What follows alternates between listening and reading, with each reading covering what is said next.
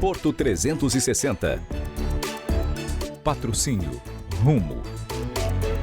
T2S Tecnologia. Brasil Terminal Portuário. Apoio Prefeitura de Santos. Apoio institucional.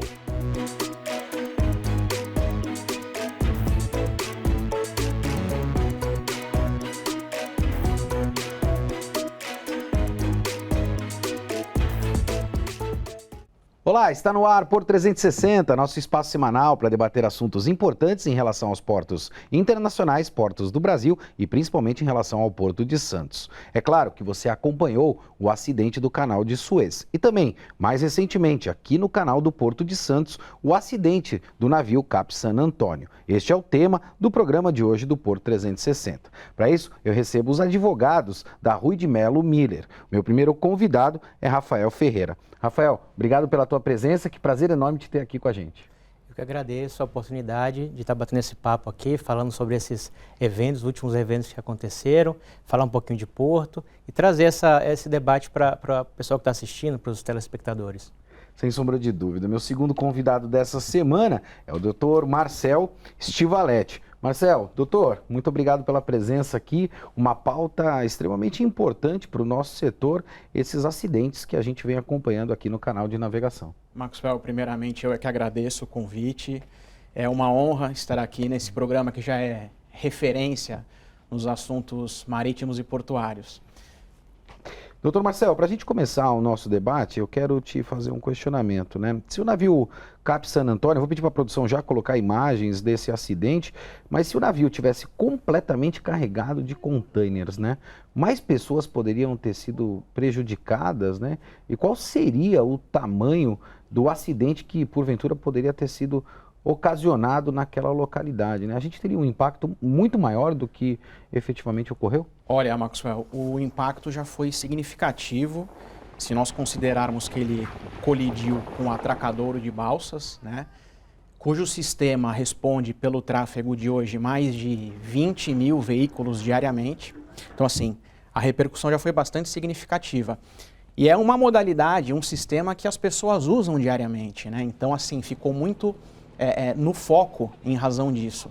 Agora, com certeza, ele estava vazio, né? Praticamente poucos containers. Um navio que tem uma capacidade de 10.500 teus, então ele, com toda a sua carga, com certeza causaria mais impactos. E Maxwell, é interessante, né? Porque o evento aconteceu num domingo e a gente, né, tentando dar aquela descansada, relaxar um pouco no domingo, mas automaticamente veio na cabeça os idos de 2012, onde nós experimentamos o acidente com o Yushu Regulus, que foi, a gente não pode subestimar o que aconteceu com a colisão ao atracadouro de balsa, mas se imaginarmos que naquela ocasião o acidente, a colisão com o equipamento portuário, mexeu com todo o corredor de exportação do Porto de Santos, sobretudo o comércio de commodities agrícolas, nós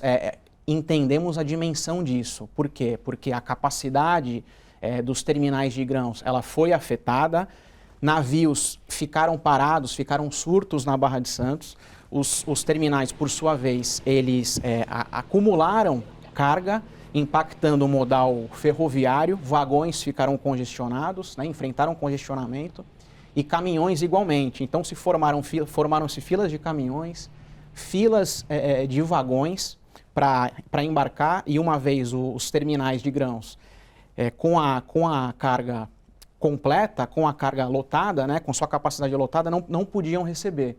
Então a gente dimensiona hoje o que aconteceu ali em termos de Yushu Regulus e todo o impacto na cadeia de comércio de commodities agrícolas.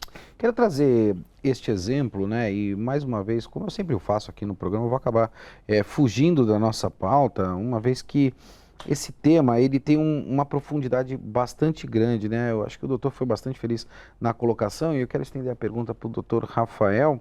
Primeiramente, nesse caso do navio Yosho, né, que a gente conheceu também lá em 2012, nós percebemos que houve um impacto significativo em toda a cadeia, né? A cadeia operacional do Porto de Santos aqui e também de fornecedores e prestadores de serviços e assim sucessivamente. Doutor Rafael, quem foi o principal prejudicado nesse caso do navio, né? Essa é a minha primeira pergunta. Ou quais são as pessoas prejudicadas? E se esse tipo de condição, ele afeta também, de alguma forma, a economia da nossa região? Porque a gente acaba paralisando as operações. E quem é o responsável, né? As pessoas ou as empresas, elas acabam sendo responsabilizadas, porque nós estamos falando de um incidente que aconteceu lá em 2012, né? Nós estamos em 2021, aproximadamente 10 anos depois disso. Doutor? Então, Max, é bem interessante isso, porque é muito dinâmico, né? Essa logística é muito dinâmica. Então, um acidente como esse, ele afeta demais, ele afeta a origem da carga, inclusive, da commodity. Então, a gente está falando de uma interrupção de um dos principais berços de exportação do Brasil, quer dizer, os equipamentos, no caso do Wilshire Regulus, né, os equipamentos os shiploaders, os equipamentos de embarque de granel nos navios, eles foram, um foi destruído, o outro teve a capacidade reduzida pela metade, então foram dias sem operação no berço, depois o retorno com operação bem deficiente ainda. Então, com isso, você tem um acúmulo de navios na barra, esperando para embarcar, você tem um acúmulo de carga nos terminais, esperando para serem embarcadas, você tem um acúmulo de caminhões, como o Marcel falou, de trens, você tem uma necessidade de controlar a logística, que vem até Santos de caminhão e de trem, porque no momento que eu não consigo embarcar mais, a carga que está na origem dela, na produção, ela tem que interromper a logística para o porto e acumula carga também na produção, né, nas fazendas, nos polos. Então, assim, afeta todo mundo. Então, as empresas, principalmente os exportadores, foram muito afetados. Os terminais portuários, operadores portuários que atuam naquele berço foram muito afetados. E aí, muita gente pergunta, como perguntou agora nesse acidente do San Antônio, como é que se garante isso? Como é que se resolveria esse problema, né? Eu não sei exatamente.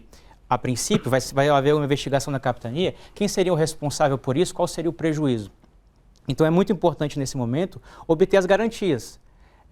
Um procedimento para que as pessoas prejudicadas naquele momento, são terminais, exportadores, operadores portuários, possam garantir que, durante a investigação, né, vai haver um processo investigativo, vai haver um processo judicial ou um acordo. Durante todo esse processo, eu tenho garantias que aquele navio vai poder pagar o prejuízo que aconteceu. No caso do Cabo San Antônio, é uma questão específica porque é uma empresa muito grande, muito conhecida no mundo inteiro, né? Um grande armador de dimensão mundial. E que nesses casos, especificamente, desculpa fazer esse recorte, não vai se omitir da responsabilidade, mas a gente sabe que existem outros navios, por exemplo, de outras operadoras, que ficam aqui aguardando, né, para fazer coleta de cargas, né, vamos dizer desta maneira, para que a gente possa dizer de uma maneira não muito técnica, ou seja, eles ficam aguardando ali na barra para ver a disponibilidade de carga, principalmente nesse corredor de exportação gigantesco que a gente tem aqui no Porto de Santos.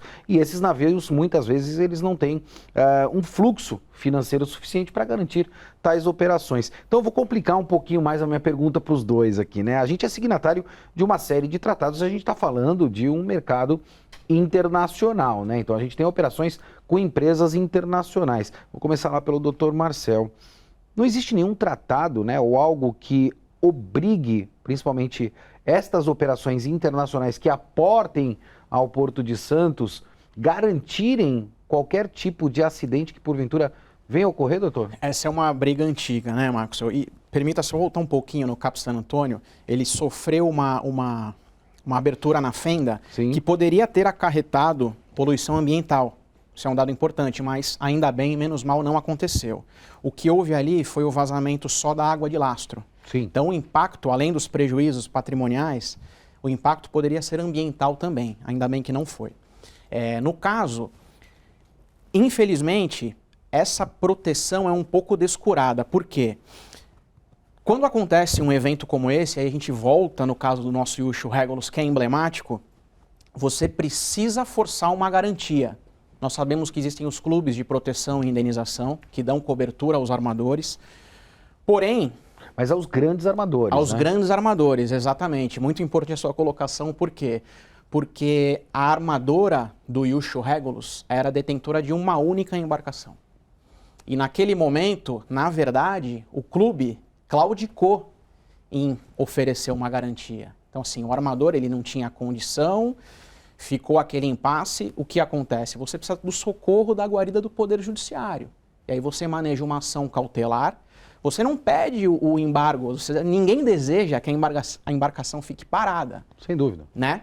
A gente pede uma garantia idônea, pede-se uma garantia idônea. Fiança bancária, dinheiro, até de acordo com as normas processuais. No caso do Iushio Regulus, muito tempo depois o navio ficou arrestado por 8 meses, até que o clube de proteção apresentou uma carta de garantia para a liberação da embarcação. Depois teve um problema com a carga também, que rende um outro programa. Sem dúvida. Se você já quiser fazer. Claro. Mas depois você enfrenta toda a ação de indenização, passando pelo processo de conhecimento, com todas as provas, até você ter uma decisão final. Então, olha o desgaste. Né? Se nós possuíssemos instrumentos que pudessem garantir efetivamente todo o armador que vem aqui celebrar um negócio jurídico, seria muito mais interessante. Mas, infelizmente, hoje, não há essa proteção. Não deveríamos ter uma proteção mais efetiva. Hoje, se acontece um evento nos mesmos moldes do Iushio Regulus e dos de 2012, nós precisamos correr. Se não houver uma voluntariedade, se não houver uma deliberação do próprio armador ou do seu clube garantidor, a guarida é o Poder Judiciário. E todo o desgaste de um processo de conhecimento, com instrução probatória e por aí vai. Doutor Rafael, eu fico, às vezes, me perguntando, né, e eu já até escrevi sobre isso, né, que interessa tanto conflito, né, porque a gente tem tanto conflito dentro do nosso país e tem coisas que são, pelo menos no meu entendimento, tão simples de resolver e a gente perdura aí por décadas, né. Tá aí mais um exemplo, passou uma década e a gente não conseguiu, de forma definitiva, este problema, né. A gente não tem um impacto também do lucro cessante, né, uma vez que um navio como esse, né, ele vem ao Porto de Santos, ele gera um acidente no terminal, ou seja, ele acaba afetando ali o ship loader, né, que vai carregar e descarregar todo aquele commodities que ali está, e aí quando o navio também acaba indo embora, seja ele por intermédio de uma liminar ou o que quer que seja, esse prejuízo fica com o terminal, né? O terminal precisa, evidentemente, cobrir os custos para voltar a operar e separa toda uma cadeia de produção no maior corredor de exportação que a gente tem dentro do nosso país. Da onde vem a pretensão de solução disso? Eu vou falar de pretensão mesmo, né? Ou seja, é do governo? Quem é que tem que tomar a frente de uma situação como essa para que a gente não deixe que o porto pare, né? Eu sempre costumo dizer, né? O porto não para, mas ele para em algumas situações. Essa é uma delas. Como o Marcel falou bem, assim, a gente entende que é muito importante conversar, discutir uma forma do porto não correr tanto risco assim. Como você falou, a questão de garantias. Um acidente como esse que aconteceu agora recentemente no Cabo de Santo Antônio, com um armador muito grande, que tem um patrimônio e que tem filiais pelo mundo inteiro, não preocupa tanto, porque os prejuízos certamente serão cobertos, né? Após uma investigação, os prejuízos serão cobertos. No caso do Iushio Regulus, como o Marcel falou, como você muito bem falou, é um armador de um navio só, ele sem rota fixa para o Brasil, uma empresa sediada num país considerado paraíso fiscal, sem patrimônio algum. E o prejuízo, como você muito bem falou, ele é de 3, 4 vezes o valor do navio. Então, o navio em si, o valor do navio já não é significante. Não cobriria a despesa do acidente, né? Principalmente os lucros cessantes. Que a gente está falando, por exemplo, a gente está falando de reparo do equipamento, são muito caros esses equipamentos, a gente está falando de prejuízo de sobreestadia de caminhão, de trem, de armazenagem, mas a sobreestadia de navios, a demurge de navios nesse caso, ela é muito significativa, né? Um acúmulo de navios na barra esperando, o prazo começa a contar, a demurge começa a contar, e tudo isso depois vai ser cobrado do terminal portuário e dos exportadores. Isso vira um prejuízo muito significativo. E se a gente está pensando a gente imagina que a economia do Brasil passa pelo Porto de Santos, por exemplo, pelos portos, diretamente pelos portos, pela importância das exportações de commodities, a gente precisa garantir uma certa segurança nas operações. Então, discutir saídas como, por exemplo, navios com os navios oferecendo algum tipo de garantia para as operações no Brasil. Vamos supor que um pequeno armador de um navio só destrua os equipamentos do principal corredor de exportação de Santos, né? Como é que o porto fica?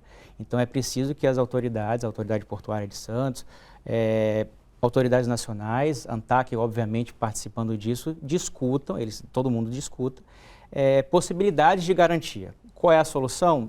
Não é possível ainda definir, mas é preciso discutir isso. Marcel, deixa eu te fazer uma pergunta, eu estava lembrando agora, né, uma curiosidade, se assim eu posso pontuar, mas eu não me recordo de ter imagens, né, desse acidente, apesar de o Porto de Santos ser completamente monitorado, obrigatoriedade de câmeras através do ISPS Code, né, evidentemente que todos os terminais lá em 2012 também já tinham soluções para monitoramento dos seus terminais, haja vista a exigência até propriamente do ISPS Code. Sim. Eu não me recordo de imagens circulando. Houve alguma liminar ou houve alguma determinação que impedisse a circulação dessas imagens? Eu estou te perguntando, isso é uma curiosidade, porque eu não me recordo dessas imagens. Claro. Né? Não, interessantíssima pergunta, Maxwell, porque olha só, eu acho que a diferença, até a gente pode traçar uma diferença com o Cap San Antônio. O acidente aconteceu enquanto o navio se engrava ali no canal do estuário. Então, os próprios trabalhadores do atracadouro de balsa, eles ali com seu celularzinho na algibeira, foram cinegrafistas. Sim. Né? E isso automaticamente caiu na mídia, praticamente em tempo real. O Yusho Regulus, ele estava na sua faina de carregamento de soja. Então, a única imagem que foi captada, mas foi bem captada, foi o circuito interno do próprio terminal, ali registrando a faina de carregamento. E isso é importantíssimo porque foi a prova orientadora na Capitania dos Portos. Depois de todas as outras provas que foram coligidas, depoimentos, a gravação foi bastante esclarecedora, né? Inclusive a encarregada, quando ela fecha o inquérito naval, ela fecha entendendo ali naquele momento que houve um problema na amarra e que o navio experimentou uma manobra abrupta, um erro do comandante da embarcação. Né? Até tem um dado curioso, né, que um dos peritos não assistiu o vídeo, e o vídeo ele é bastante esclarecedor. Por quê? Em dado momento o navio já está parado, você pode até discutir, como foi discutido depois até no Tribunal Marítimo, uma eventual interação hidrodinâmica entre embarcações pelo fato de um outro navio ter passado, entre aspas, próximo, mas o movimento avante do comandante, ele é absolutamente independente da primeira intercorrência, que é a passagem de um outro navio. Então, assim, a imagem diz isso, né? Então, não foi circulada à época, porque simplesmente não caiu na mídia, né? Diferente do Cap San Antônio, que teve uma repercussão diferente, até porque as pessoas diariamente usam ali o tráfego, fazem a travessia Santos-Guarujá, né? Mas essas imagens existiram, né? Elas são muito esclarecedoras e elas revelam que, assim como concluiu a encarregada, que houve um movimento abrupto, o navio ele já não mais corria nenhum perigo de colisão com o navio que estava a sua ré, que estava atrás, e ainda assim o comandante já perdendo um pouco a própria navegabilidade mesmo, né? Ali ele não tinha, exato, ele já não tinha mais o comando da situação, ele perdeu o comando da situação. Mas e abruptamente não tem um prático a bordo? Nesse momento, não. Ele estava na faina de carregamento. Ok. Né? Ele não estava em operação. Ele estava em operação, né?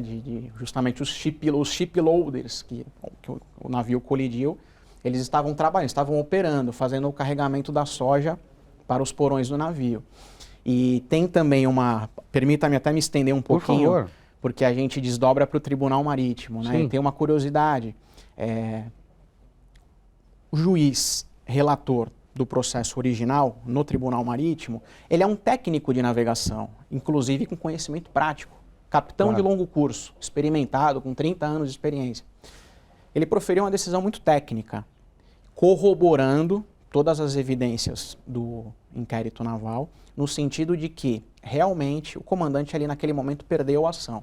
O navio estava já parado. Inclusive, entre a passagem desse outro navio e o início da colisão, transcorreram mais ou menos 11 minutos. Então as causas são absolutamente independentes. Ali dúvida. naquele momento em que o comandante delibera dar o avante na embarcação, ele já tinha perdido o controle do que ele deveria realmente fazer, né? E ele foi nesse sentido. Eu queria fazer uma pergunta, trazer o doutor Rafael também para essa nossa conversa. Uma vez que você tem a investigação, né, propriamente feita pela praticagem, você tem, evidentemente,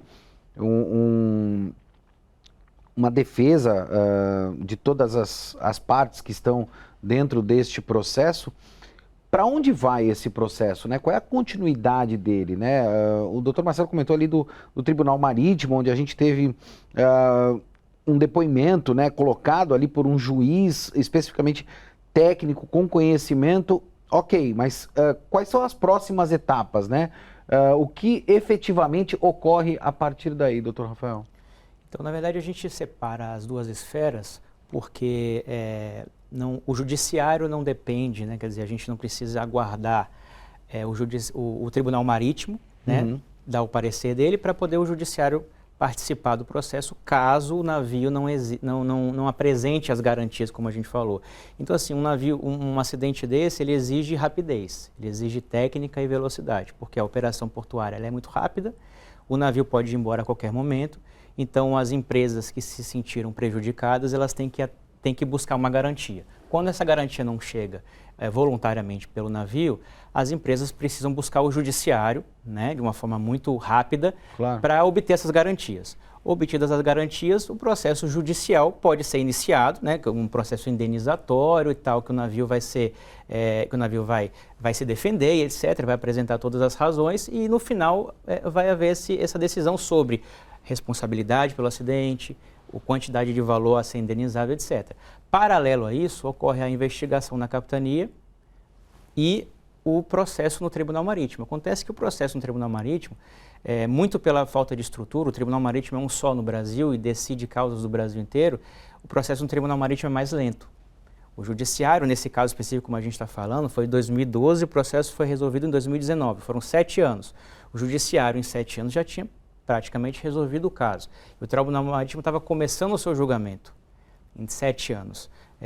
Não pela falta de diligência do juiz, não é isso, mas é uma questão de estrutura mesmo. O judiciário tem uma estrutura muito mais adequada para resolver um problema mais rápido, né?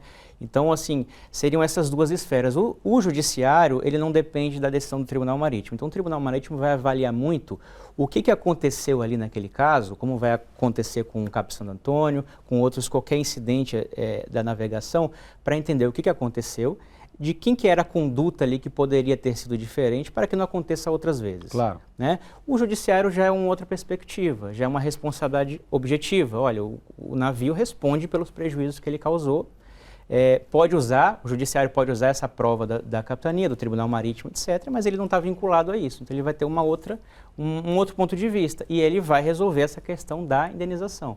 Ele vai tentar resolver, contribuir para isso. Olha, o terminal foi prejudicado? Ficou provado isso? Ficou. Então o tribunal tem direito a uma indenização. Os exportadores também, então eles têm direito a uma indenização. Quem paga, quem é o responsável, etc. São duas esferas distintas e que esses dois processos correm em paralelo. Doutor Marcelo, quem foi responsabilizado financeiramente nesse caso específico e alguém vai ser responsabilizado financeiramente também no caso do San Antônio? Como é que você avalia isso? É sempre o armador, né, do navio. O navio responde, assim como no caso do Cap San Antônio, proporcionando esses prejuízos patrimoniais. No caso do Iucho Regulus, sempre o navio, né, o seu armador.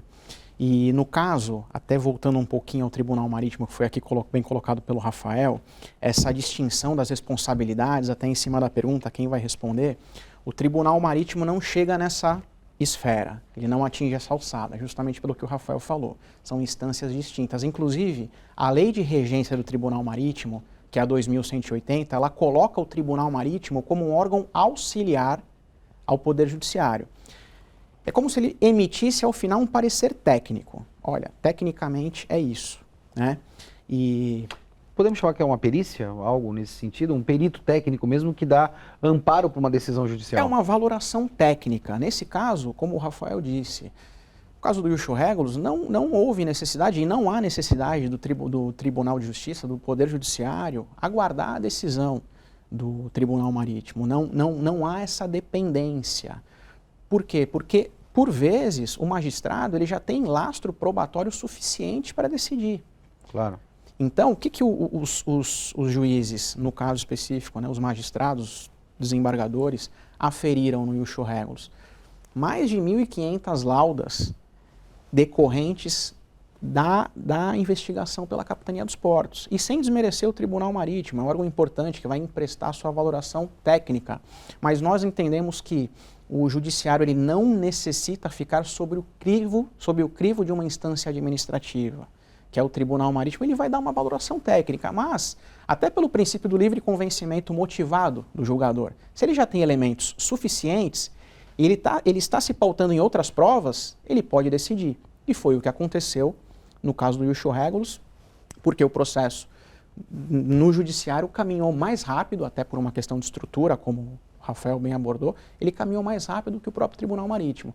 Mas, tentando fechar a tua pergunta, em termos de responsabilidade, como no caso do ius regulus, nós temos o armador respondendo por todos os eventos financeiros. Né? E como existe a cobertura do clube garantidor, o clube de proteção, o clube pode dar uma guarida tendo um respaldo aí financeiro quando acontece um tipo de evento como o do ius regulus, até o mais recente do Cap San Antônio.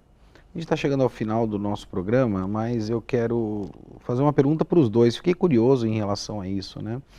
Poderia haver uma medida proibindo a atracação desse tipo de embarcação que não tenha garantias específicas para arcar com acidentes no Porto de Santos e, de uma certa forma, elas sejam impedidas, né, de ter acesso ao porto? O que eu quero dizer, né? Isso seria uma medida preventiva, a primeira, e a segunda, como não tem uma solução no caso, de forma definitiva, essa embarcação hoje, ela pode também retornar ao Porto de Santos e continuar a operação em outras localidades? Vai para o doutor Rafael. É bem interessante, sim. A gente discute, né? A gente vem discutindo justamente isso. Eu acredito que uma medida proibitiva de operação, ela seria muito difícil a gente colocar dessa forma, né? Boa parte da frota de navios do mundo, ela realiza o transporte. Sendo assim, na verdade, um armador que tem um navio, são armadores pequenos, acontece muito isso, é muito comum, principalmente para carga a granel, né? Quer dizer, como você falou, vem buscar a carga aqui, às vezes não sabe nem qual é o destino. Sim. Então, assim, navios de contêineres têm frotas regulares, é mais fácil. Agora, esses outros navios é mais difícil. Eu acho que uma medida proibitiva, num primeiro momento, seria muito difícil de pensar em algo parecido, né? A não ser que a embarcação apresente uma insegurança do próprio equipamento, que eu não acredito que seja o caso. Mas é possível pensar em garantias, é possível pensar que os navios tragam uma garantia junto com a operação portuária que eles estão buscando aqui no Brasil. Então, assim, olha, eu vou acessar o Brasil, eu vou operar, eu vou embarcar a carga, eu vou desembarcar a carga, o armador precisa oferecer ao país segurança, né? Para a operação, segurança para a navegação interna no canal do porto e precisa oferecer garantias de que qualquer prejuízo ocorrido vai ser ressarcido, vai ser indenizado. Mas uma medida proibitiva, nesse momento, eu não acredito que seja uma solução prática, tendo em vista o tipo de navio que geralmente atraca para operar no Brasil. Claro. Para finalizar, doutor Marcel, a gente sabe que lá no transporte rodoviário, quero fazer um comparativo porque nossa audiência é enorme, né? A gente tem os técnicos, mas também tem os não técnicos e a gente fala de porto para quem é de porto, mas fala de porto para quem também não é de porto, né? Comparativamente, a gente tem o transporte rodoviário lá e obrigatoriamente os terminais exigem um seguro no frete, né? Toda vez que ele vai contratar um frete, ele exige um seguro.